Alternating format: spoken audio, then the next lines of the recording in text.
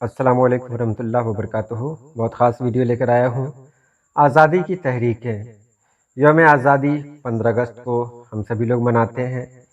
اسی موقع پر یہ ویڈیو بنائی گئی ہے کہ اگر آپ کو کہیں تقریر کرنی ہے یا آپ کو کوئی مضمون لکھنا ہے تو پھر اس میں یہ آپ کی بہت مدد کرے گا۔ تو چلیے ہم ویڈیو شروع کرتے ہیں۔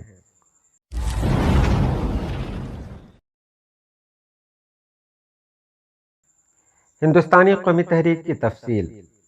ہندوستان کی آزادی کے لیے کئی تحریکیں چلائی گئیں۔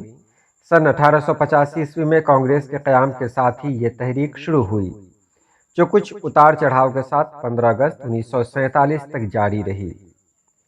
اہم تحریکیں: عدم تعاون تحریک، ہندوستان چھوڑو تحریک، 1913 سے 1920 تک چلن والی ریشمی رومال تحریک، 1920 کی تحریک ترک موالات، 1921 کی خلافت تحریک، 1922 کی موپلا بغاوت اور چوری چورا تحریک، 1930 کی تحریک سول نافرمانی اور 1942 کی ہندوستان چھوڑو تحریک۔ یہ بہت اہم تحریکیں، ان کے علاوہ بھی بہت ساری تحریکیں چلائی گئی، لیکن جو خاص تھیں وہ میں نے آپ کو یہاں بتایا۔ ہندوستان کی قومی تحریک کو 3 حصوں میں تقسیم کیا جا سکتا ہے۔ پہلا مرحلہ 1885 سے 1905 تک۔ اس عرصے میں انڈین نیشنل کانگریس قائم ہوئی تھی، لیکن اس وقت تک اس کا ہدف مکمل طور پر غیر واضح تھا۔ اس وقت اس تحریک کی نمائندگی کم تعلیم یافتہ اور متوسط طبقے کے لوگوں نے کی تھی۔ یہ طبقہ مغرب کے آزاد خیال اور انتہا پسند نظریے سے متاثر تھا۔ دوسرا مرحلہ 1905 سے 1919 تک۔ اس وقت تک انڈین نیشنل کانگریس کافی پختہ ہو گئی تھی اور اس کے مقاصد واضح ہو چکے تھے۔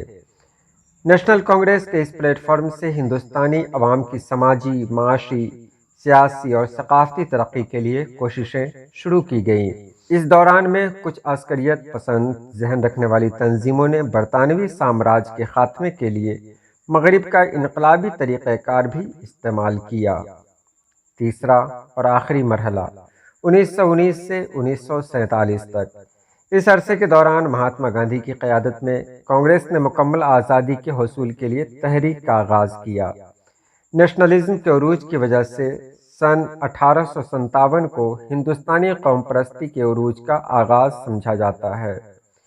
مندرجہ ذیل وجوہات اس کے عروج کے لیے ذمہ دار تھیں۔ مغربی تعلیم اور ثقافت۔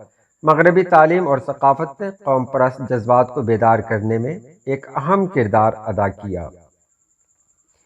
انگریزوں نے ہندوستانیوں کو تعلیم نہیں دی تھی کیونکہ وہ ان میں وطن پرستی کا احساس نہیں چاہتے تھے۔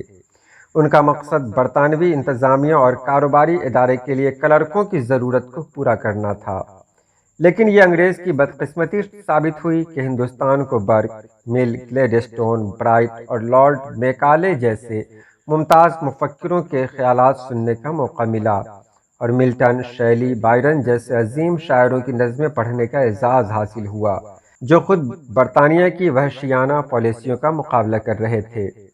ساتھ ہی والٹیئر، روسو، مازینی جیسے لوگوں کے خیالات کو جاننے کا موقع ملا۔ اس طرح مغربی تعلیم کے اثر و رسوخ کی وجہ سے لوگوں میں وطن پرستی کے جذبات ابھرنے لگے۔ 1833 میں انگریزی کو ذریعہ تعلیم بنایا گیا۔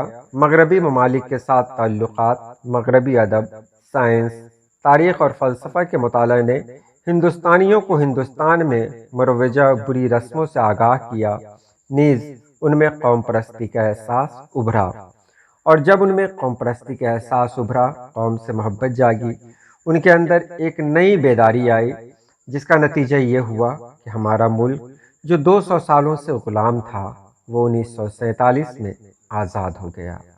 تو آج کے لیے اتنا ہی۔ دعا کرتا ہوں اللہ پاک آپ سبھی لوگوں کو خوش رکھے، آباد رکھے۔ اللہ حافظ۔